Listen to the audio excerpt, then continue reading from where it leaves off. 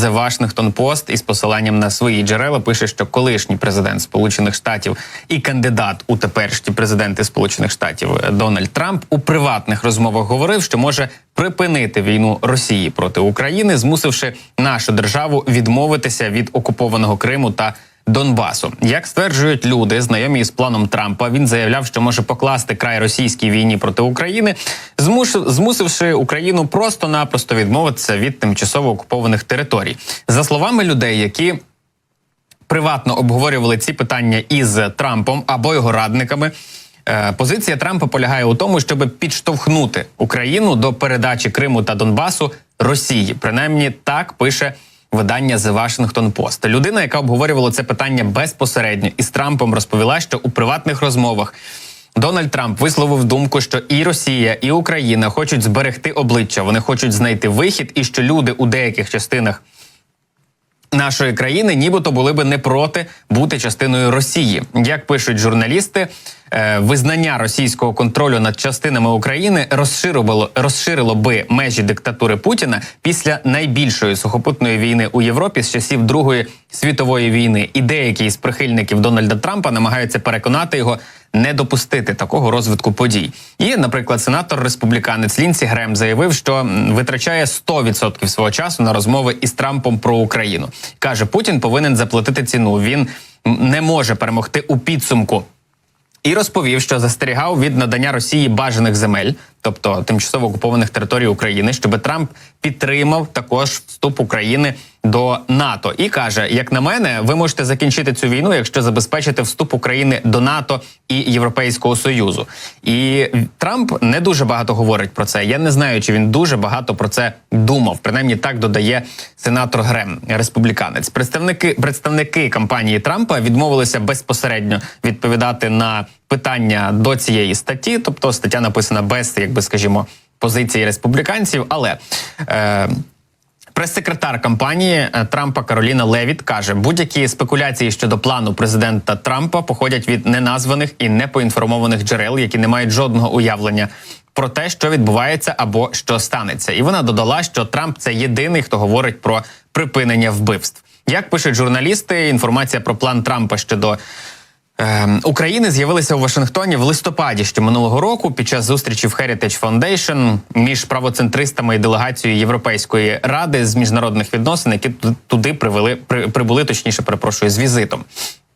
За словами багатьох людей, які були присутні на зустрічі, колишній помічник Трампа в Білому домі Майкл Антон описав контури мирного плану Трампа як поступку Україною території в Криму і на Донбасі, обмеження розширення НАТО і спонукання Путіна послабити його зростаючу залежність від Китаю. У березні цей заступник Майкл Антон, з яким видання зв'язалося у телефонному режимі, сказав, що не розмовляв із Трампом протягом майже 2 років і заперечив, що знає хоча б щось про плани Трампа щодо України. На подальші запитання він не відповідав, але спробуємо зараз розібратися у цій ситуації більш детально. На зв'язку зі мною головний консультант Національного інституту стратегічних досліджень Іван Ус. Пане Іване, вам вітання і слава Україні! Героям слава! Вітаю вас, пане Фахруддіне, вітаю всіх глядачів 24 каналу.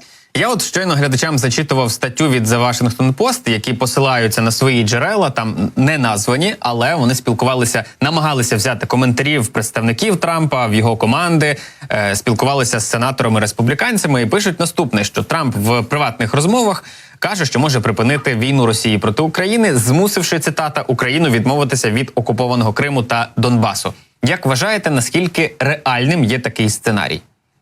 Знаєте, я не виключаю, що Трамп про таке думає, але ж ми повинні розуміти, що рівень, скажімо так, освіченості Трампа щодо міжнародних відносин, він далеко не ідеальний. У нас іноді сприймають, що Трамп таке сказав, що це ж, можливо, він зробить, коли стане, якщо, давайте так, стане президентом. Але, по-перше, все ж таки, він, як будь-який політик, робить ті заяви, які нададуть йому голоси під час 5 листопада поточного року, тобто під час виборів в Сполучених Штатах Америки президента США.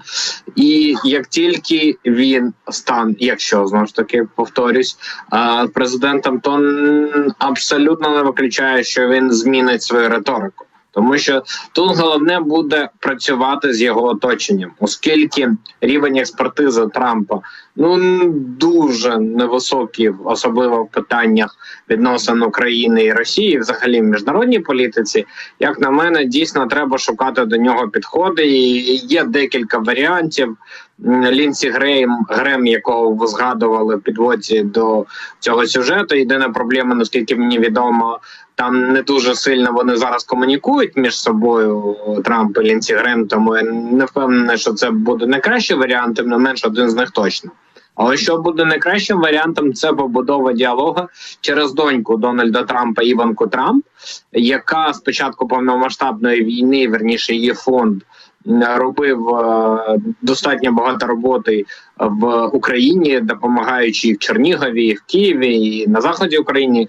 Іванка Трамп в березні 2022 чи в квітні, тобто майже одразу після початку повномасштабної війни, вона спеціально прилітала на кордон Польщі і України для того, щоб продемонструвати і прихильність Україні, і те, що йде допомога від них. Так, вона, можливо, не була така велика, тим не менш, сам факт того, що такі наміри були. Тобто це вже для України можливість використати ці емоції Іванки Трамп у якості побудови через неї діалогу. Ще один варіант – це Борис Джонсон, прем'єр-міністр Великої Британії, який підтримує повністю Україну і який також має гарні відносини з Трампом.